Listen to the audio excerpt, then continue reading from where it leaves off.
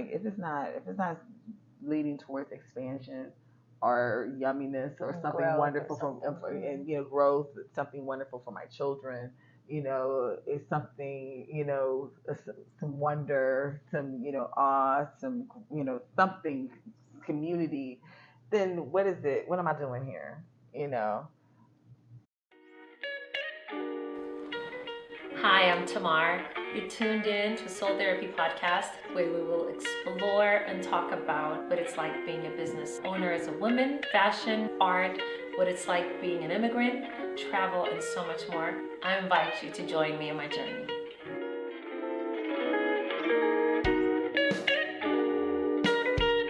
Welcome back to the Soul Therapy Podcast, where I am sitting here with my wonderful, wonderful friend. Oh my gosh. Okay, in case you can't hear her, she's saying sexy trees. And the reason why she's saying that is because I call her tree hugger. I have quite few tree hugger friends, and she happens to be one of them. And what I mean by tree huggers, don't nobody come after me. She really does hug trees. So I'm not being funny. I call her oatmeal at times. Sometimes I call her tree hugger, and she really does tree hugger. She does tree. She does hug trees. I be having tree types. I like them. I like She it. said before we came back, she said I'd be having crushes on trees. I got my favorites. Stop it. Oh my God, concern. I feel like, I'm being judged right now. Oh my God, I have Like called you a tree hugger there's for so many years. there's so many different ways to love. Listen, this is how serious it is. Okay, I was designing her house and her now ex-husband's house, Yeah. and every time she wanted to go shopping with me, and I was like, oh my God, it elongates everything whenever a client goes shopping with you, because then they see things and then they go outside of what they actually meant to have at the beginning. So I remember trying to like convince you, I'll take you on a couple of them, but the rest of them let me do, because I'll get. Listen, when I tell you, this child will not let go of it, okay? My house. But her, yes, your house. The problem is I gotta make sure both of them are happy at the house. And some of her picking is very much of a tree hugger. And whenever I talk to him, he'll go, Tamar, why would you allow her to pick this? So I was stuck in the middle often. And that's when I realized, oh my God, you really are true. Stuck You in know, the middle with you. she does that too. She sings, she dances. My favorite memory of you, and then we'll go into what you do for a living now and how you not only have healed yourself, but you're in the process of healing many other people, which I love. But my favorite memory of you, when you just started dancing and singing, was from my bridal shower. We had a good number of people, and everybody's having a good time on one corner. People are standing and clapping. The other corner, we're dancing Ethiopian, Eritrean stuff, Afrobeat stuff. And then I turned, and Marsha's doing this. And that's all she was doing. That right there.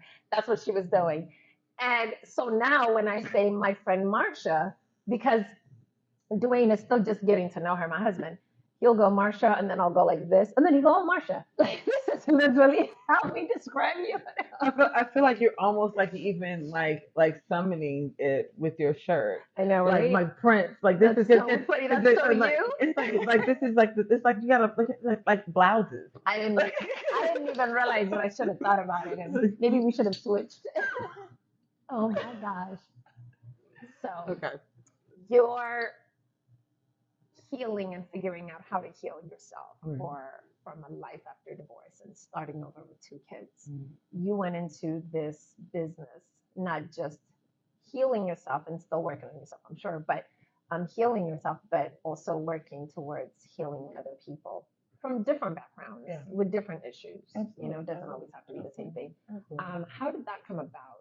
And I want you to talk about your business also, because I want people to start following you and to know you, and you know. Well, it didn't start as a business. It started with just dating an artist and It always starts with the artist. and and I was just kind of like caught in the swirl of like I want to get out, but I can't get out. She also acts. Yeah, I'm very theatrical.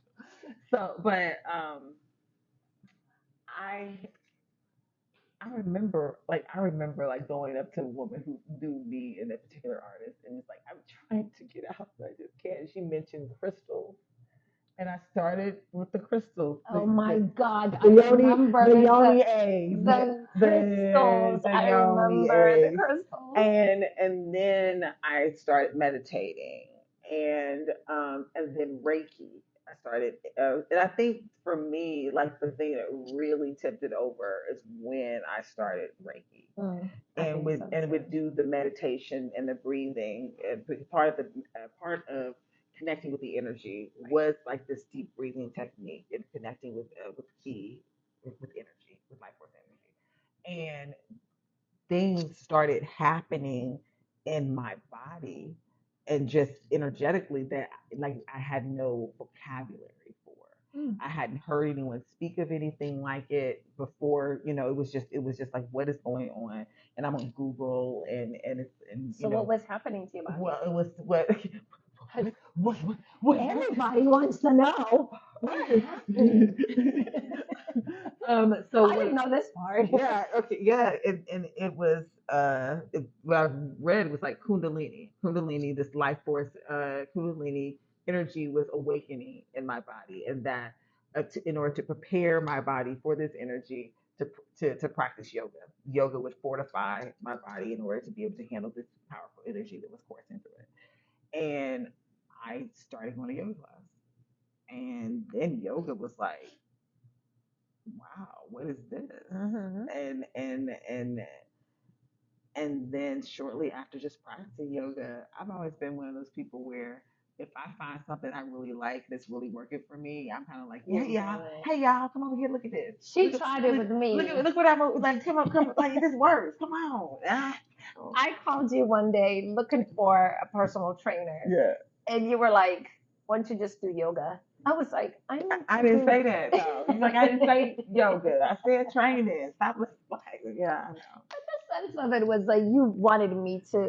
to do more yoga, and I wasn't against it, but I Mhm. just knew for my body for that moment What you need. that couldn't be the only thing. But I was like, oh my God, and I just kept watching your journey, and I was like, oh my God, she's just blossoming in the space. And when I talked to you, sometimes it felt like you were very different from the Marsha I knew, Yeah. but it wasn't in a bad way. Yeah. It was just very different. And I hope that I'm a lot different and I've Mhm. grown and changed the last, 13 years.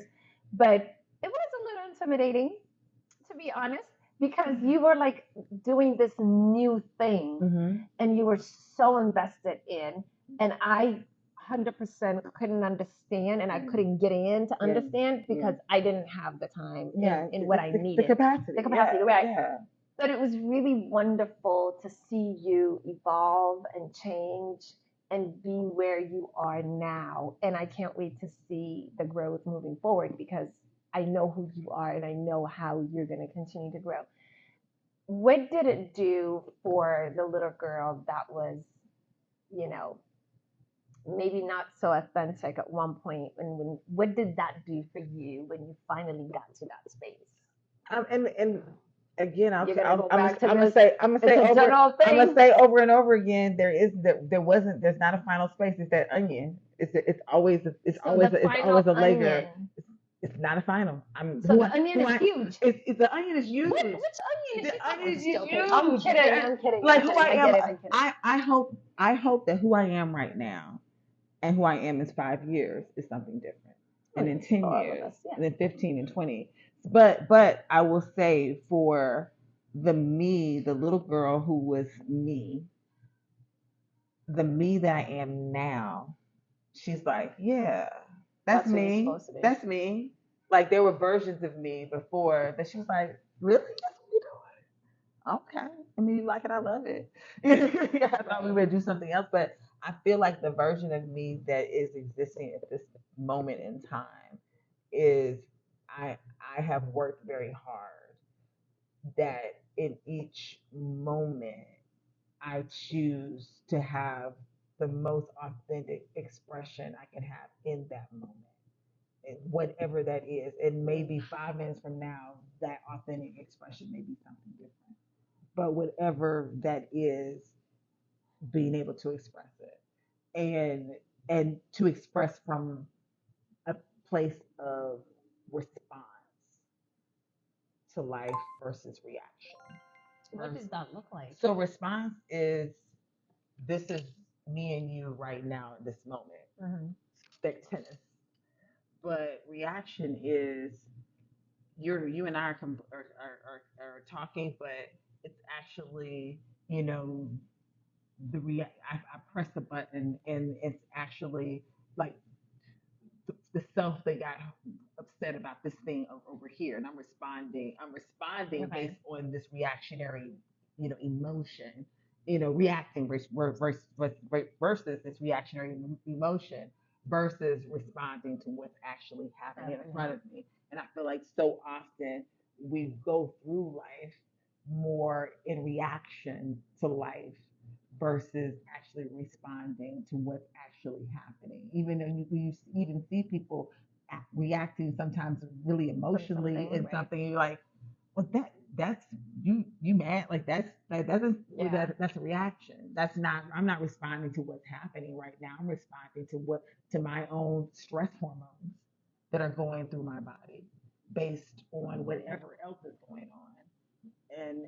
And then also when I'm with another person, and I can see that whatever their reaction or response to me, like, well, that's not me. That has nothing to do with what's going on here. That's I don't have to necessarily now. I don't have to entangle with that. Yeah. I can let you hold that. I don't have to kind of like get in this You entanglement. don't have to subscribe Yeah, to that. yeah, like argument. you're that's your energy, and that's what you're in dealing with right now.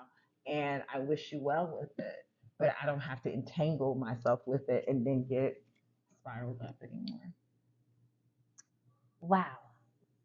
What's the one advice that you would give someone who's going through what we had already passed, just freshly divorced? What would you say to them?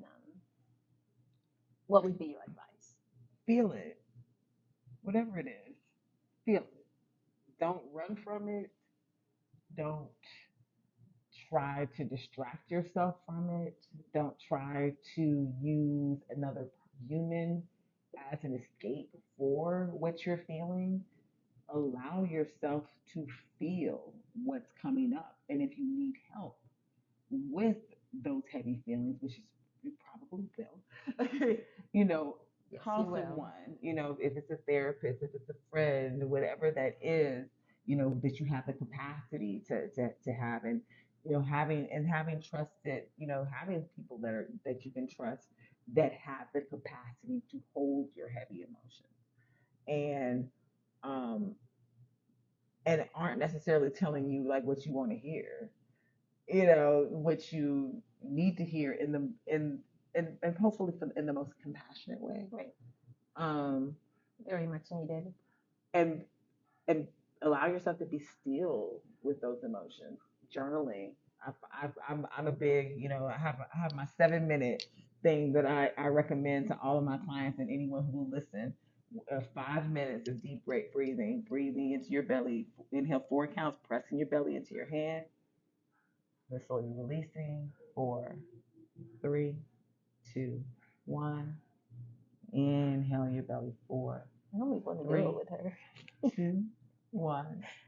And exhale. 4, 3, 2, 1. Do that about 5 minutes. And then afterwards, journal. 2 minutes. 2 minutes. If more comes out, more comes out.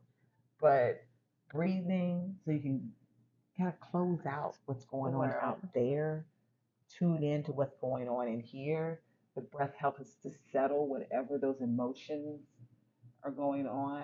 And then from that space, pull out the journal and write and see what comes out. And you will be very surprised a lot of times what comes up for release. Because coming out of any transition is a big thing. Divorce is just, you know, it's like a transition on steroids. Because along with divorce, there's a lot of roles that in question. Okay, so if I'm not that role, what is that? there's a lot of shame, there's a Oh, lot of yeah. guilt, there's a lot of it's a lot of It's a lot of a emotional, lot it's a stuff. lot of a lot. So, but it's still a transition, Mhm. and being able to tune inward as much as possible when going through that transition versus what a lot of people do, which I know I did, is looking to the left of me and the right of me, help. I don't know what to do. I don't know what to think. I don't know how to manage myself within this dynamic. Did you get the help? When I did. you reached out? I did. I had a therapist. And I needed it so much. I Mhm. remember I would think I was okay and would get rid of my therapist, and then I would call him as a pet, just a puddle, and we had to make an emergency appointment, and then eventually we transition out, and but even now, if I need to see a therapist, I surely will. That's awesome. That's Because awesome. we all need guidance, We we all all need need support. therapy. Yeah, we all need therapy. Plug, plug. I see what you did there. I think as much as we joke about it and we've made light of the space, with Therapy Lounge and we all need therapy, we have therapy moments and stuff like that. I think I always encourage people to go, and I'm often asked, why'd you come up with the name therapy? It's catchy, but it's like therapy. And I often said because I'm African and I got to the divorce stage as an adult, and no one around me was seeing therapists. No one was talking about people that look like me didn't go to therapy. So I had no idea that was a source that was a resource that was available for me. And so once I opened therapy and the name kind of took off, people would always ask, why did you open it? Why did you call it therapy? And I said, probably because, and I really meant it, like probably because I needed therapy and I just didn't know how to, my God, I could source a lot of stuff out, but that never even occurred to me because it wasn't a normal dinner time conversation in my house. Or many of African, immigrants' house. So, Black right. American for that matter. True, Yeah, true. it's So definitely. that's probably why I did it. But what it did for me along the way was I got to know people, and I knew you before I opened therapy. It was like literally a year before I opened therapy. But you guys became regulars, and then we talked about things. We sat down and we talked about things, just lifing. Life being life a whole active, full, immersive experience. Yes, but in the process, if I was able to learn something from someone that was just at the bar or at the seat, like that was my therapy, and I didn't know during the time that was what was happening. Yeah, I think, and it's funny because you were asking me different points in time. What was the moment? What was the moment? It's very much that thing. Like life is this active journey, and a lot of times it's not that. We have sometimes these moments, right? That within the life journey, that you're like, boom, that was a marker right there, like something that was a big pivot or a big accelerant. But a lot of times it's softer. I remember why I kept asking you that, and because I have an elephant brain and you don't, and we talk about this all the time as well. I'm surrounded with people that have no memory, so I'm constantly stuck with having to remind everyone what happened in 1913. Like they don't remember anything. So here's one for you, and I reminded you something earlier when we were sitting on the other side. But here's one for you. The reason why I kept asking, and I was hoping that you would say it. Okay. But maybe this would jog your memory. Okay. One day I called you to check on you, and you were a wreck. It was just one of those days. I've had many of those days. The only difference was I don't think I opened up to my friends as much as I wish I did.